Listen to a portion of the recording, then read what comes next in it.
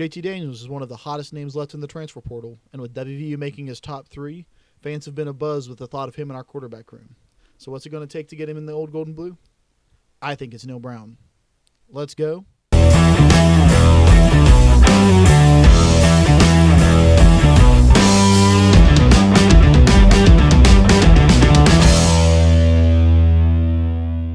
What's going on, Mountaineer Nation? Bradley back with the Country Roads Webcast. And as I said in the beginning, the news of JT Daniels picking WVU for his top 3 and the prospect of him visiting us in early April to see spring ball has had all the Mountaineer personalities talking about what a perfect fit WVU would be for JT Daniels. And I wholeheartedly agree in that. I think we have a blooming offensive line. He would probably come in and start day one. He's got the weapons around him to really succeed. And I think even in the possibility that he comes in and gets hurt, I still think that having him on the team as that great football mind in these young guys' ears could only ever help us out. I really don't see a world in which we don't push hard for JT Daniels. And I could see some people being worried that it might fracture the quarterback room and that, might make Nico transfer or something like that. I really don't think it would. I think that those guys understand that they still have some growing pains to go through and the game still is kind of fast to them. So I think that they would be perfectly fine sitting behind and letting him kind of show them take a hold of the reins and show them how it kind of goes. One thing that does make us special, I think, is the fact that we have Graham Harrell, his old offensive coordinator at USC, who's going to come in. He could come in day one, plug and play, and would understand the system very well, and he would do very well in our system.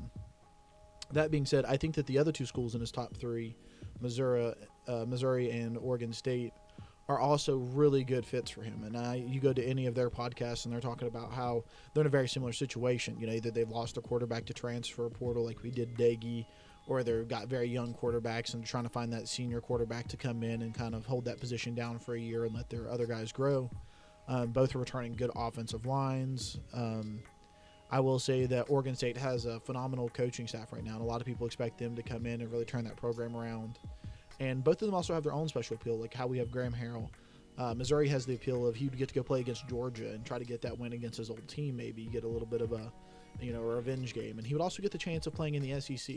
And if his main goal was to make it to the NFL, the SEC is the place to do that. Not that he couldn't also do that at WVU or Oregon State. We put people in the NFL like Will Greer and Geno Smith and things along those lines. So, we definitely have that possibility too. But we're just not in that SEC world.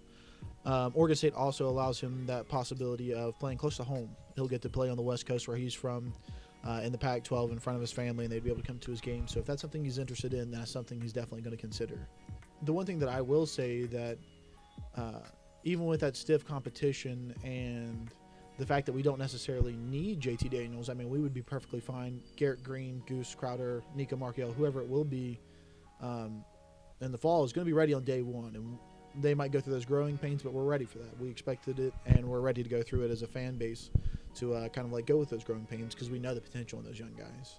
So if there's such stout competition and we don't necessarily need him, then why do I say that head coach Neal Brown must land him? And I think that's because, in his own words, if the transfer portal is free agency, then landing JT Daniels shows that we're a place where talented players want to be. That we are still a destination place for a lot of these guys that are, got hurt and didn't have their chance, and they're trying to really find that home to keep their college career going. And I think that this shows our ability to go out and get those players. And I think Neal Brown is tasked with that job as a head coach, and I think he should be in his ear almost every day telling him these things that we've all agreed that makes us a perfect fit. Neal Brown should be telling him, hey, we've got all these guys coming back. We've got a good weapons around you. We've got a coach that understands how you play. You could come in, and if you want to make it to the NFL, then we are your best option. I know these other schools have got their draws, but I think it's really up to Neal Brown to be like, hey, we are where you want to be. If you want to make it further in your future, this is where you want to be. We are where you want to be. We're a perfect fit.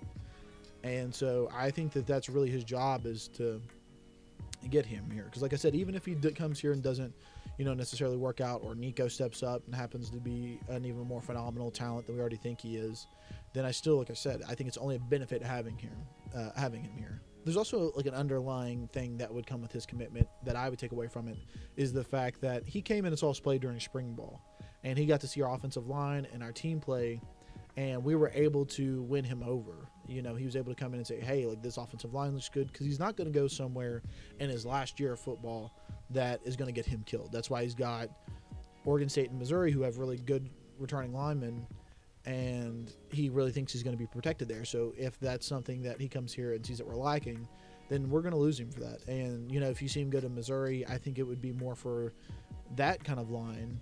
Or if you see him go to Oregon State, it would be because our offensive line wasn't ready. And I think that would be kind of telling to me. Not that our offensive line won't be better, but they're not good enough for JT Daniels, and that would be something that I might take away from that. But like I said, on the other hand, if he comes, I think it would also reaffirm the fact that our offensive line is getting better. It shows the progression that we're making in this spring, and it would give me more faith. And Neal Brown knows he's got something to prove this year. He knows that this, is a really big year for him. And this shows his ability to go out there and take another shot at it. He took a shot with getting Graham Harrell and letting go of the offensive reins, and we think it's going to pay off for him. Graham Harrell's going to come in, take over the locker room, make up some bigger plays like that. And so I think going out there and showing that he's willing to try to get the best man out there that he can, and even though we have great guys that have been waiting and, great guys that we think could start day one as freshmen, he's still willing to go out there and get a former 5-star recruit that can come in, play 1 year, and, get himself to the NFL. And it shows Neal Brown's understanding of the future of our program. And I think that is something that would speak volumes to me, is that if Neal Brown went out there and landed JT Daniels, I think that it would show his progression as a head coach. And I would be very excited to see that. Neal Brown's way of saying, I'm capable of getting big-time talent to come here and to believe in me and our system. And I think if JT Daniels commits, I can guarantee you that Neal Brown will be the Big 12 Coach of the Year next year. And I think us as fans will finally be rewarded in our climb. So that's why I think that when it comes to JT Daniels, Neal Brown, you got to get him here in the old gold and blue. I don't want to see a face.